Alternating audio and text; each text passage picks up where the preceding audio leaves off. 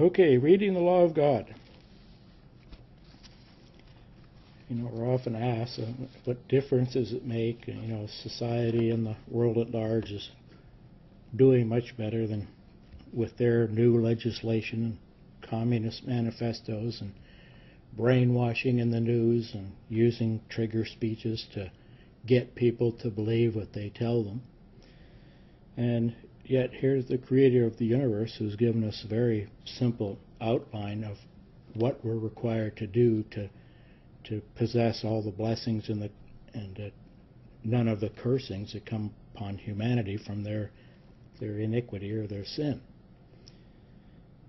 So I guess the conclusion is that and we're told repeatedly that you really need to keep the law to understand the law and understand the God who gave the law, and there is the main problem.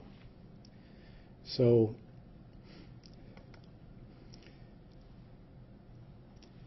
we're preparing for reading of the law of God in 2012, and we're updating a number of papers and studies.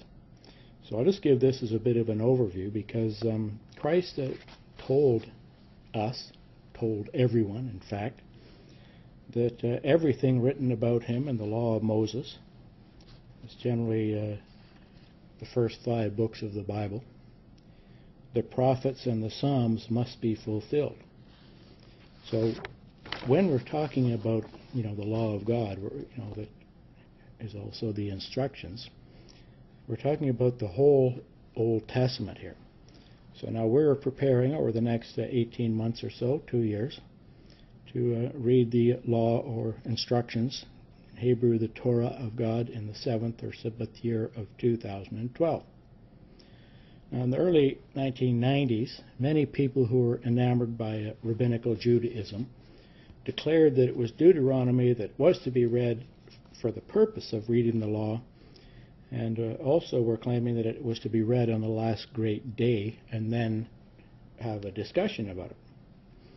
And people were free to selectively choose.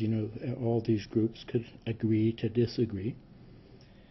And at the time, as I was planning on leaving the Worldwide Church of God, who was becoming Trinitarian, I was meeting with different study groups, etc., and there was a very interesting group attached to Triumph Ministries, I believe, in those days, who were open for discussions and things like that, because back in the late 80s, I'd submitted a small study on believing that we should be keeping the new moon as a Sabbath, and I had a few other questions there on, why weren't we reading the laws? It couldn't be more clearly commanded, because we spent a lot of time. Worldwide Church of God did a very good Sabbath services and generally good studies, minus the idolatrous portion with the ministry sort of being between the individuals and their creator. But the Triumph people were Unitarians, and it was an interesting discussion, because as a group they were believing in the oral law, the traditions of the elders, although as an individual study group, they agreed that yes, there should only be 3 offerings, feast offerings, and many of them, though, oppose the idea of not submitting 7 holy day offerings, but that's because that's their indoctrination from Worldwide and Church of God Seventh Day, etc.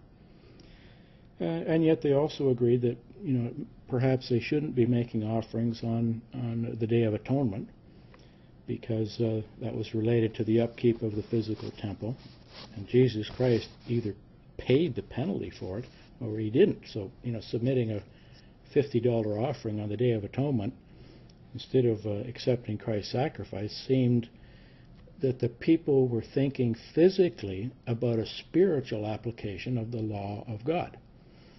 And that may be the nutshell of the whole difficulty of how to word and write the law of God in a way that the general listeners can understand what we're meaning.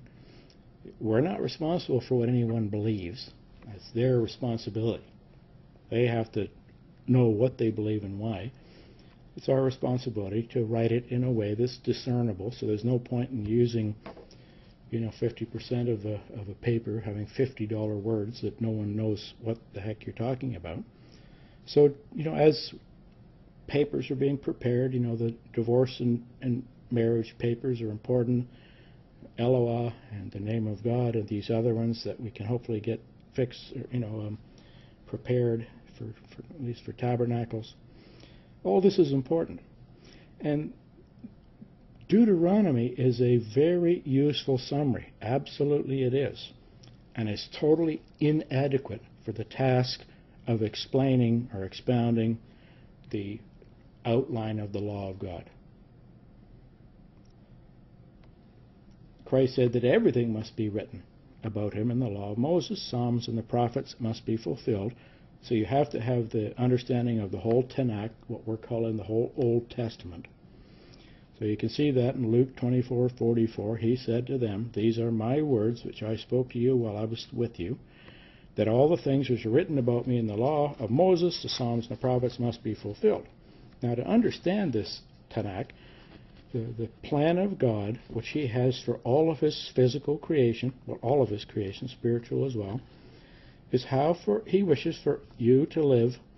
And we will need to know then all of the law, the Psalms, and the prophets in order to understand that. Because what's important is you can generally take a scripture out of context. It happens all the time. That's why we have to review any studies that you may be doing. Review them. Make sure you're understanding the context, especially when you're reciting, one or two scriptures and may miss a full page before that explaining how that wording got put into place. So, I think we're all aware of that.